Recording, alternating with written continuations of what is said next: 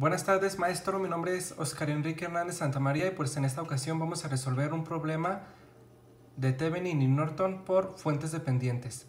Pues bueno, este problema nos dice que tenemos que hallar el equivalente de Thevenin y Norton visto desde los terminales A y B del siguiente circuito.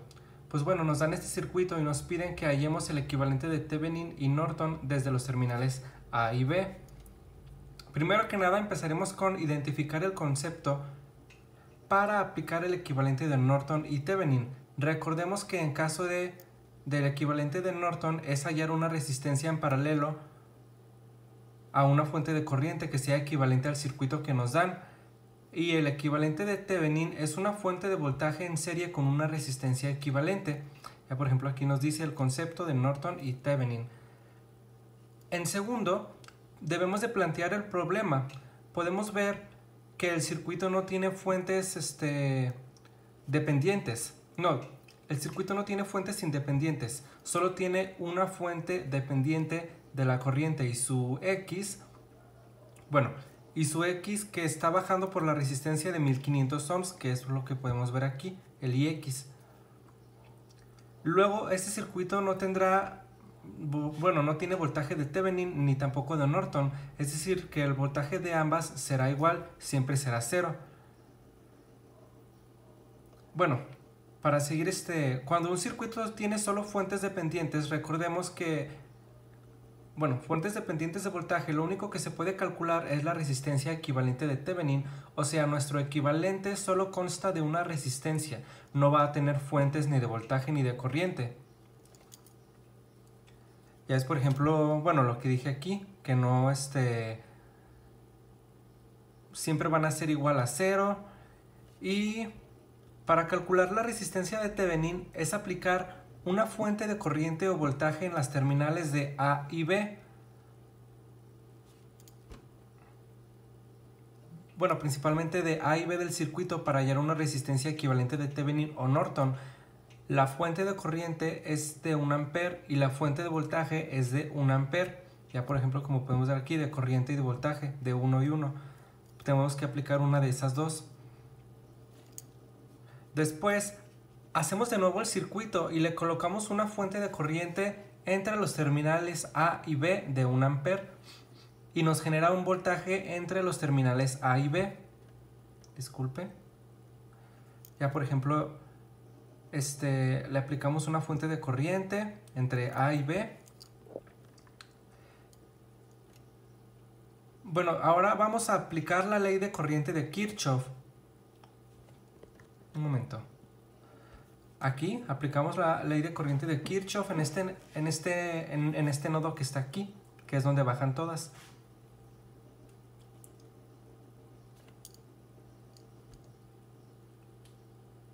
Permítame, porque es que lo ando analizando también el problema.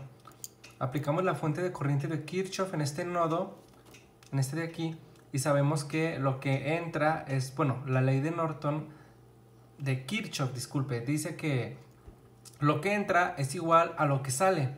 Entonces, esta es Y y tiene esta dirección hacia la derecha.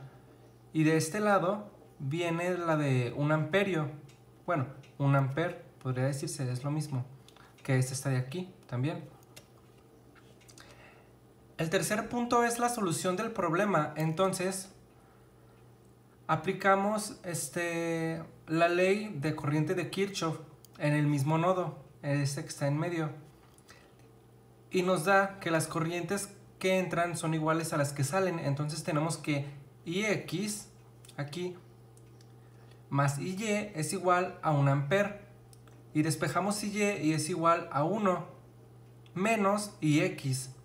Después podemos despejar IY porque la IX podemos expresar en la función de voltaje. Después de despejar IX, Y es igual a 1 menos IX, como podemos ver aquí. Después despejamos IX porque IX la podemos expresar en función del voltaje de prueba y la resistencia de 1500 ohms, que es la que está aquí y la que podemos ver expresada de este lado. Ya tenemos Entonces, ahora que ya tenemos el voltaje de prueba, que bueno, ya sabemos que es igual a 1500 ohms por IX, y si despejamos IX me queda que es igual a BP, ya como podemos ver aquí. Es igual a BP sobre 1500 y ya tenemos IX que es BP sobre 1500. Ese BP depende de la corriente, bueno, de la fuente de corriente que yo estoy colocando. Ya es, bueno, son estas sustituciones las que nosotros acabamos de aplicar. Por decirlo como para el cuarto paso, ya con las corrientes definidas de Ix e Y, vamos a aplicar la ley de voltaje de Kirchhoff alrededor de esta malla, que es esta que dibujamos de este lado. Teniendo en cuenta la dirección de las corrientes que previamente definimos, aplicamos la ley de voltaje de Kirchhoff y vamos a decir que 100 Ix va a ser igual a las caídas de la resistencia.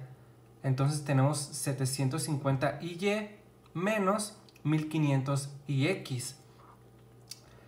Y ahora ya sabemos que ya tenemos una ecuación en función de Ix e Y. Pero, bueno, ya tenemos definido Ix e Y y tenemos que encontrar el BP. Y encontrando el voltaje de prueba ya resolvemos el ejercicio por el que porque la resistencia de Thevenin es igual a BP sobre la corriente de 1A. Aquí está, esta es la fórmula. Entonces, aquí nos damos cuenta que 100 Ix pues se suma más 1500 Ix y nos da un resultado de 750 Y, lo cual esto sustituyéndolo ya nos da 1600 Ix, que es igual a 750 por 1 menos Ix. Ahora Ix es igual a BP sobre aquí Ix es igual a BP sobre 1500 y nos da un total de 750 por 1 menos BP sobre 1500 y ya nos dice que Ix es igual a 16 BP sobre 15. Esto ya nos da el resultado de 750 menos BP sobre 2.